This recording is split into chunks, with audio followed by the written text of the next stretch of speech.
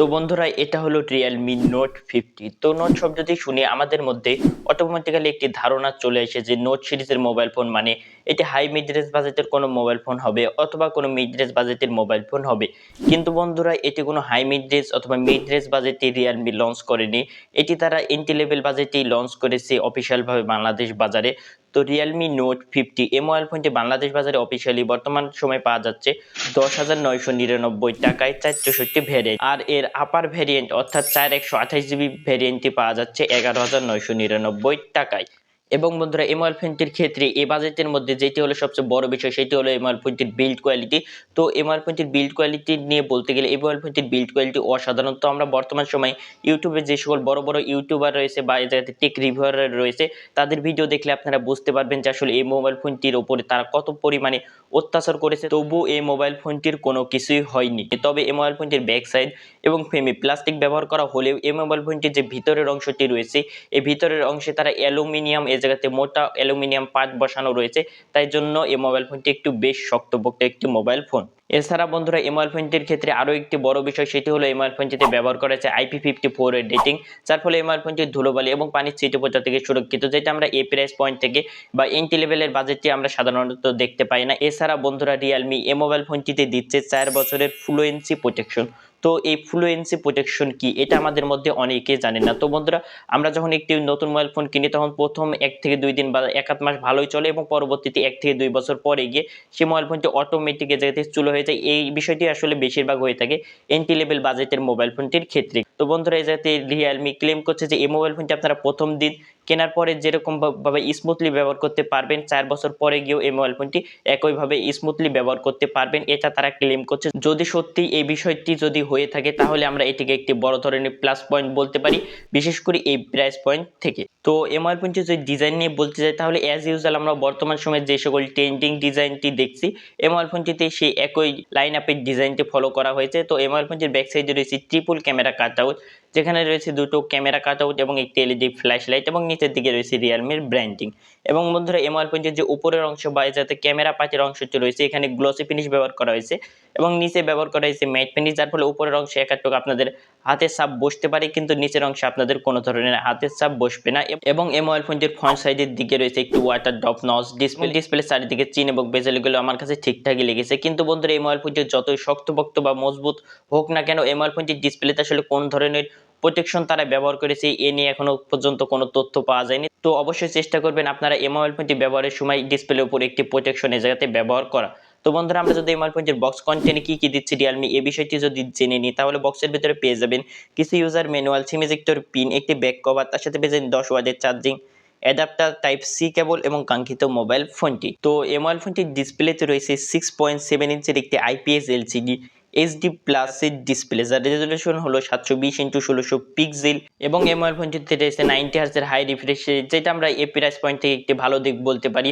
এছাড়া এই মোবাইল ফোনটিতে পিক ব্রাইটনেস হিসেবে রয়েছে 560 নিটস পিক ব্রাইটনেস, এর ফলে আপনারা এই মোবাইল ফোনটি ইনডোর ব্যবহারের সময় কোনো ধরনের সমস্যা দেখতে পাবেন না, কিন্তু যখন আপনারা আউটডোরে ব্যবহার করতে যাবেন তখন একটু আপনাদের কাছে ব্রাইটনেস জনিত ইস্যু মনে হতে পারে। তো সচরাচর আমরা এই প্রাইস রেঞ্জের মধ্যে এরকমই ডিসপ্লে ব্রাইটনেস আমরা বেশিরভাগ দেখে থাকি।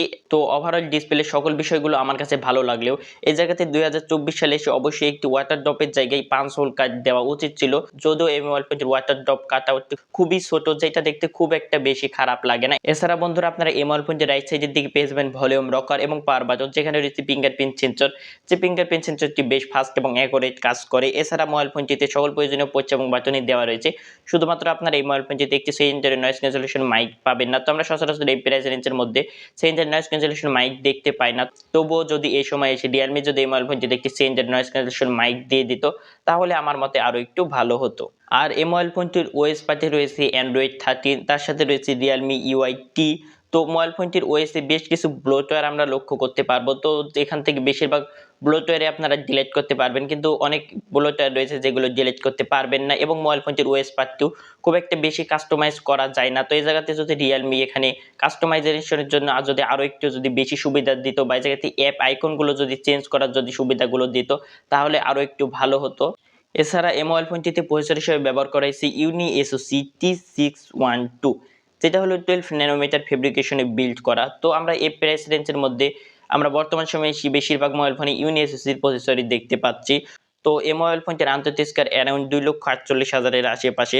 তো ফোনটি যদি গেমিং পারফরমেন্স নিয়ে বলতে চাই, তাহলে আপনার এই মোবাইল ফোনটি দিয়ে যে সকল বেসিক লেভেলের গেমগুলো রয়েছে বা যে সকল 2D গেমগুলো রয়েছে এবং বেসিক কাজবাজগুলো রয়েছে, সেই সকল কাজবাজগুলো আপনারা এই মোবাইল ফোনটি দিয়ে আরামসে হ্যান্ডেল করে নিতে পারবেন। এতে কোনো ধরনের সমস্যা হবে না। কিন্তু আবার যদি আপনারা এই মোবাইল ফোনটি দিয়ে ফ্রি ফায়ার এবং পাবজি যদি হাই গ্রাফিক্সে খেলতে চান, তাহলে আপনারা ল্যাগিং এর ইস্যু দেখতে পাবেন। তো এই মোবাইল ফোনটি দিয়ে আপনারা বেসিক কাজবাজ বা যাতে বেসিক গেমিং করতে পারবেন, এর থেকে বেশি কিছু করতে পারবে না। কারণ আমরা এই বাজেটের সেগমেন্টে আমরা এর থেকে বেশি কিছু আশাও করতে পারি না। তো এই জাতীয় যদি পারফরম্যান্স সেকশনে যদি আরেকটু যদি ইমপ্রুভমেন্ট করা হতো, তাহলে আরো ভালো হতো। কিন্তু অ্যাজ ইউজুয়াল আমরা এরকম পারফরম্যান্সই দেখতে পাই। আর এই মোবাইল ফোনটির কানেক্টিভিটির জন্য থাকছে ওয়াইফাই, ব্লুটুথ 5.0, এফএম রেডিও। কিন্তু আপনারা ফোনটিতে এনএফসি সাপোর্ট পাবেন না। আরও যদি মোবাইল ফোনটির ক্যামেরা নিয়ে বলতে চাই, তাহলে এই মোবাইল ফোনটির রিয়ার ক্যামেরাতে রয়েছে 13 মেগাপিক্সেলের মেইন ক্যামেরা, তার সাথে রয়েছে 0.8 মেগাপিক্সেলের একটি অক্সিলারি লেন্স এবং সেলফিতে রয়েছে 5 মেগাপিক্সেলের সেলফি ক্যামেরা। তো এই মোবাইল ফোনটির ক্যামেরার দিক দিয়ে আমার কাছে অনেকই যেহেতু কম মনে হয়েছে। তো এই মোবাইল ফোনটির বাদবাকি বিষয়গুলো ঠিকঠাক লাগলেও সবচেয়ে বেশি আমার কাছে খারাপ যাতে ক্যামেরার দিকটি লেগেছে। তো এই জায়গাতে যদি আরেকটু যদি ক্যামেরার দিক দিয়ে বাড়িয়ে দেওয়া হতো, তাহলে ওভারঅল প্যাকেজটি আমাদের কাছে দুর্দান্ত একটি প্যাকেজ হিসেবে বেরিয়ে চলে আসতো। তো ফোনটি দিয়ে তোলা ছবিগুলো নিয়ে যদি বলতে চাই, তাহলে ডে লাইট কন্ডিশনে ফোনটি একটু ওয়ান টোনের ছবি দেয় এবং এই জায়গাতে কালারটিও একটু বেশি বুস্ট করে এবং লো লাইটে একটু কন্ট্রাস্টে ছবি এবং গ্রিনের দেখা চলে আসে। এছাড়া মোবাইল ফোনটির পোর্ট্রেট মধ্যে ছবিগুলো ঠিকঠাক রয়েছে। এছাড়া এই মোবাইল ফোনটি দিয়ে তোলা সেলফিগুলো ডিটেল আমার কাছে একটু কমই মনে হয়েছে এবং এই মোবাইল ফোনটির ক্যামেরা দিয়ে আপনারা সর্বোচ্চ 1080 এবং 30 fps ভিডিও শুটিং করতে পারবেন। কিন্তু ভিডিও শুটিং এর ক্ষেত্রে কোনো প্রকারের স্টেবিলাইজেশন নেই, যার ফলে মোবাইল ফোনটি থেকে তোলা ভিডিওগুলো আপনাদের কাছে একটু শেকি শেকি মনে হতে পারে। তো ওভারঅল ফোনটির ক্যামেরা নিয়ে বলতে গেলে আপনারা কাজ চালিয়ে নিতে পারবেন এই মোবাইল ফোনটির ক্যামেরা দিয়ে, আহামরি কিছু লেভেলের কিছু করতে পারবেন না। এছাড়া যদি ফোনটির ব্যাটারি নিয়ে বলতে যাই, তাহলে ব্যাটারিতে রয়েছে 5000 mAh এর ব্যাটারি, তার সাথে রয়েছে 10 ওয়াটের চার্জিং সাপোর্ট। তো আপনারা দিন শেষে মোবাইল ফোনটি দিয়ে ব্যাটারি ব্যাকআপ ভালোই পাবেন। কিন্তু এটাতে 10 ওয়াটের জায়গায় যদি আরেকটু 18 ওয়াট যদি দেওয়া হতো, তাহলে আমার কাছে মনে হতো যে আরো একটু ভালো হতো। তো বন্ধুরা, সর্বশেষে এই মোবাইল ফোনটির বেশ কিছু ভালো দিক এবং খারাপ দিকও রয়েছে। তো ভালো দিক হিসেবে প্রথমেই বলতে গেলে এই মোবাইল ফোনটির বিল্ড কোয়ালিটি দুর্দান্ত বা চমৎকার লেভেলের রয়েছে। এছাড়া মোবাইল ফোনটির ক্ষেত্রে আরো একটি ভালো বিষয় আমার কাছে লেগেছে, সেটি হলো 4 বছরের ফ্লুয়েন্সি আপডেট। তো আমরা মোবাইল ফোন কেনার সময় যে পারফরম্যান্স পাবো এবং 4 বছর পরে গিয়েও যদি সেই পারফরম্যান্স পাই, তাহলে আমরা এই মোবাইল ফোনটির ক্ষেত্রে একটি বড় ধরনের ভালো দিক বলতে পারি। এছাড়া মোবাইল ফোনটির ব্যাটারি ব্যাকআপ আমাদের কাছে দুর্দান্ত লেগেছে, কিন্তু ফোনটির ইমপ্রুভমেন্টেরও অনেকগুলো জায়গা ছিল। যেমন এই মোবাইল ফোনটির ক্যামেরা সেকশনের দিক দিয়ে যদি আরেকটু বাড়িয়ে দেওয়া হতো, তাহলে ভালো হতো। এছাড়া যদি ফোনটিতে একটি পাঁচশোল কার্ড দেওয়া হতো, তাহলে আরেকটু ভালো হতো এবং যদি 10 ওয়াটের জায়গায় যদি 18 ওয়াট যদি চার্জিং সাপোর্ট দেওয়া হতো, তাহলে ওভারঅল প্যাকেজিংটি ভালো হয়ে যেত। এছাড়া মোবাইল ফোনটির পারফরম্যান্সটা আমার কাছে অ্যাজ ইউজুয়াল মনে হয়েছে। বন্ধুরা, সর্বশেষে এই মোবাইল ফোনটি আপনাদের কাছে কেমন লেগেছে অবশ্যই কমেন্ট করে জানাবেন এবং এরকম ভিডিও প্রতিনিয়ত দেখতে আমাদের চ্যানেলটি সাবস্ক্রাইব করে আমাদের পাশে থাকবেন। তো দেখা হচ্ছে পরবর্তী কোনো ভিডিওতে। ততক্ষণ পর্যন্ত ভালো থাকবেন, সুস্থ থাকবেন। আল্লাহ হাফেজ।